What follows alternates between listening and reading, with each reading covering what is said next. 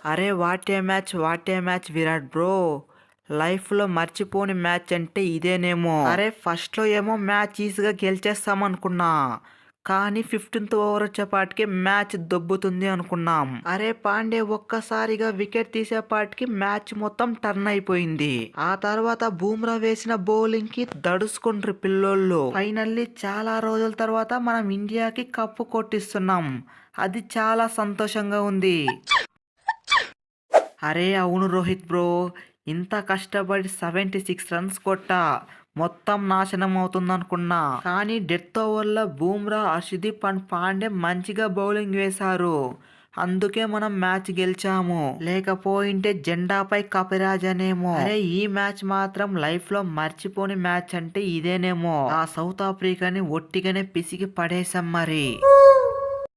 అరే ఏంది Miller bro, అంత కష్టపడి 27 బాల్స్లో 52 రన్స్ కొట్టా. నా బ్యాడ్ లక్ కొద్దీ నేను అవుట్ అయిపోయా.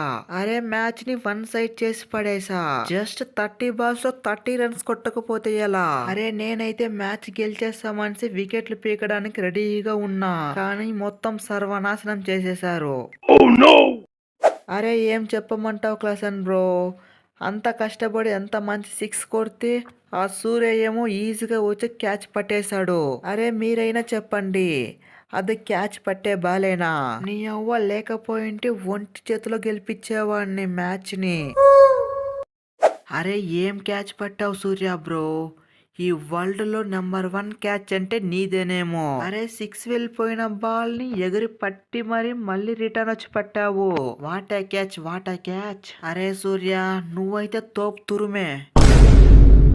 అరే లేకపోతే ఏంటి, ఈ సూర్య బ్యాటింగ్ మంచిగా ఆడలేదనుకున్నారు, కానీ మంచి క్యాచ్ తీసి సూర్య అంటే ఏంటో చూపించా. అలా ఉంటుంది సూర్య అంటే మరి. బాయ్ శుక్లా బాయ్ అంటారా బాబు. అరే ఏంది అక్సర్ తమ్ముడు, కొంచెం ఇంటే మీ వల్లనే మ్యాచ్ దొబ్బేది, కానీ పాండే బూమ్రా వల్ల మ్యాచ్ గెలిచాము. అరే బ్యాటింగ్ లో మంచిగా ఆడావనేసి బౌలింగ్ లను మంచిగా వేస్తావనుకున్నా, కానీ నీ అవ్వ ఆ రన్స్ ఇవ్వడం ఏంటి? అరే ఆ 14th ఓవర్ లో మరీ దారుణం. నీ అవ్వ ఒక్క ఓవర్లోనే 24 రన్స్ ఇచ్చావు. ఆ ఒక్క ఓవర్లో 10 రన్స్ ఇచ్చింటే ఇక్కడ ఇంత ప్రెషర్ ఉండేది కాదు. అరే ఏం చెప్పమంటావు రోహిత్ అన్న, నేను ఎలా వేసినా ఆ క్లాసన్ మాత్రం కొట్టుడే కొట్టుడు. అరే ఎంత మంచి బౌలింగ్ చేసినా చిత కొడుతున్నాడు. నేనేం చేసే చెప్పు.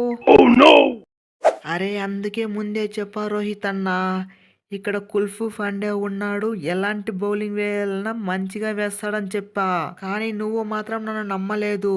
అరే మ్యాచ్ పోయింది అనే టైంలో ఇచ్చావు, ఏ విధంగా కంబ్యాక్ ఇచ్చానో చూసారు కదా. అలా ఉంటుంది పాండే అంటే మరి.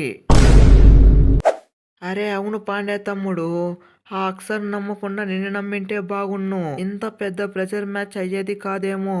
ఫ్రెండ్స్ ఈ వీడియో మీకు నచ్చినట్లయితే వీడియోని లైక్ చేసి మన ఛానల్ని సబ్స్క్రైబ్ చేసుకోండి. అలాగే మన ఇండియా కప్పు కొట్టినందుకు మీరు ఏ విధంగా ఫీల్ అవుతున్నారో కామెంట్ చేయడం మాత్రం మర్చిపోకండి.